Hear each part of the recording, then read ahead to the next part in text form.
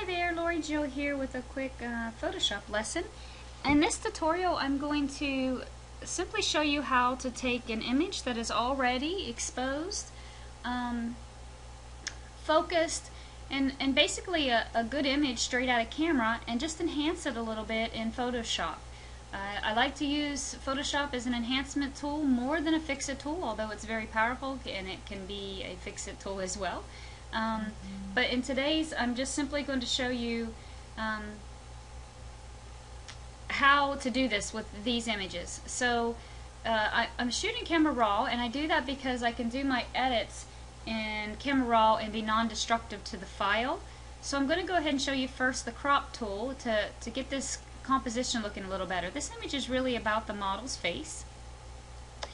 And here's my crop tool, and I can pick whatever ratio that I would like this final image to be in. But I think this one's going to look good in a 4x5.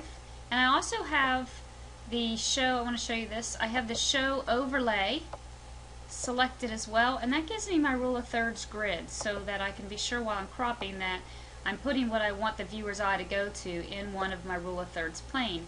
And that simply is just these areas here where the lines meet.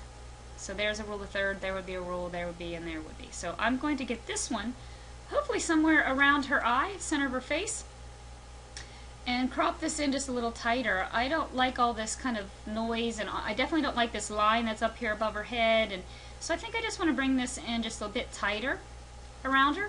But when I did that, it moved this rule of thirds down too far. It put her eyes up too far into this plane.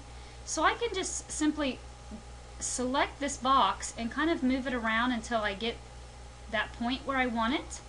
I'm going to drag the other corner in, and I just keep playing around here until I feel like I have her face about where I want it in the composition. I also wanted to get rid of this hand down here, didn't like it, and I didn't like this foot over here that was showing just a little bit of white. I really want this to be about her face, and the brightest areas in the image to be about her face. So right there, if I hit enter,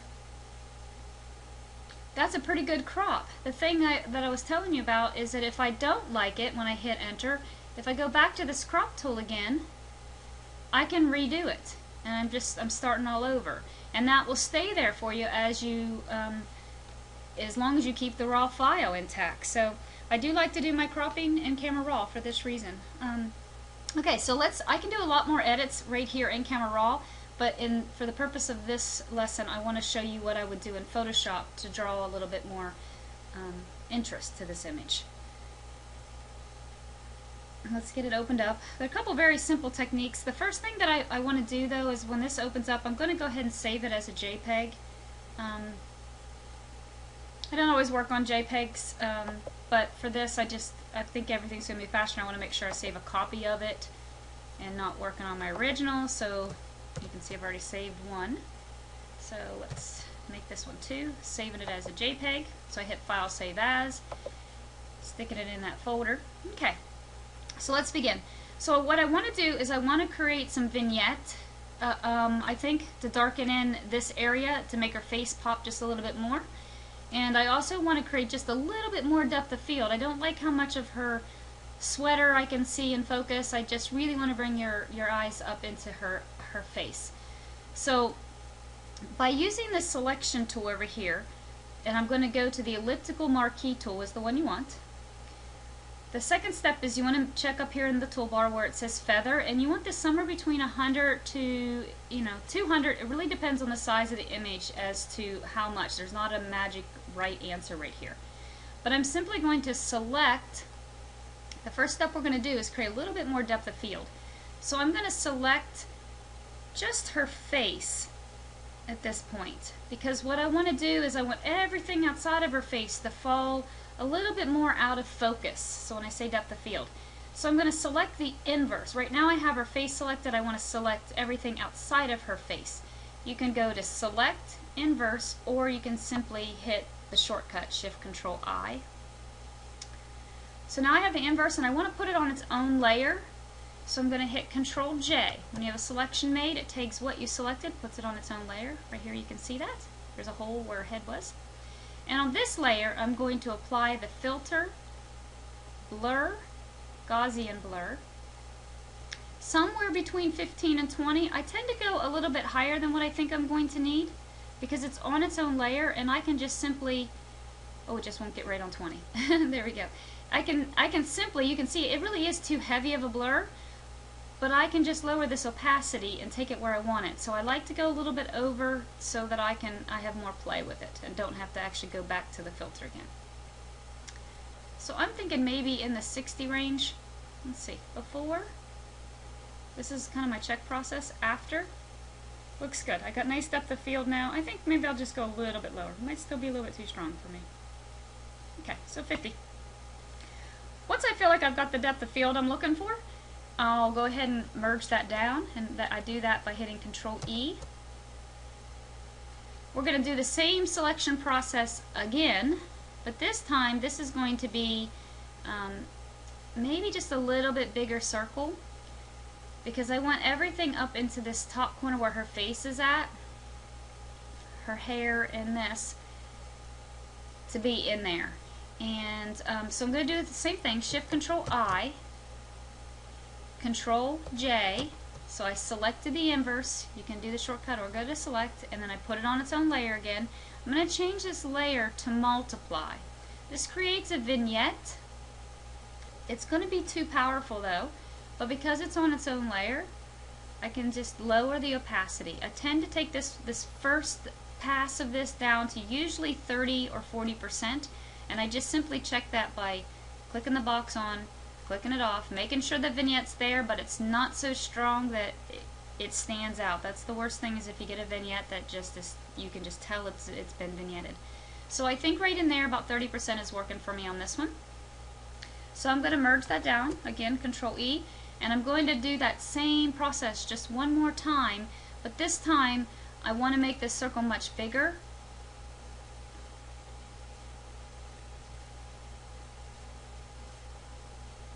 And I don't want to get up, so I'm going to do it like, let's see, maybe like this, yeah. So I might hit a little bit back in here. Actually, I don't want to hit her hair on this one though.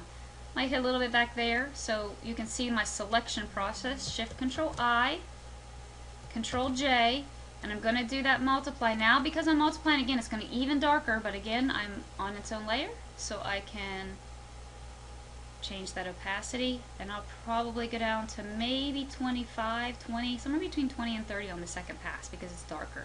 And you can see it again, I'm simply just trying to make the transition fade even more for my taste, and that worked nicely there. I think I'm going to go ahead and take it down to 20 because it's still just a little dark. I wanted it more, but not that much. Okay. Control E to merge it down. The last thing that I would do to bring attention to her face and to create just a little more contrast is add the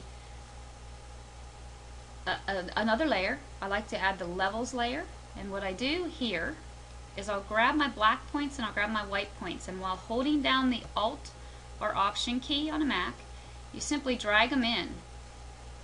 And what I'm looking for here is I'm going to drag it in until I see nice dimension in the face and the darks. I don't want to lose anything in my darks, and I'm going to drag it back to that's almost gone, which I kind of figured. It's usually right about where this curve comes up at, which is 5. Not a lot of pop in that, but let me just show you the before and after. Let's see what we got. Before, watch the darks. After, just darken them in just a little bit more. I'm going to do the same thing on the other side with the white. I'm going to hold down the Alt or Option key, and I'm going to drag this in until I see her skin. Once I see her skin, I'm going to back off just enough past the skin. Looks like it might be, without losing any highlights, somewhere in there, like 47, 48 probably. I'm going to type it in because it's with the recording going on, it's making my computer a little bit too sensitive to my pen touch over here.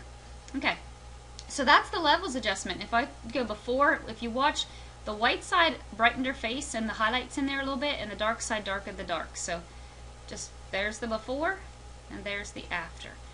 It's not a whole lot, and that's the thing, is you don't want edits to stand out so much that they're that noticeable, but there it is. Control E.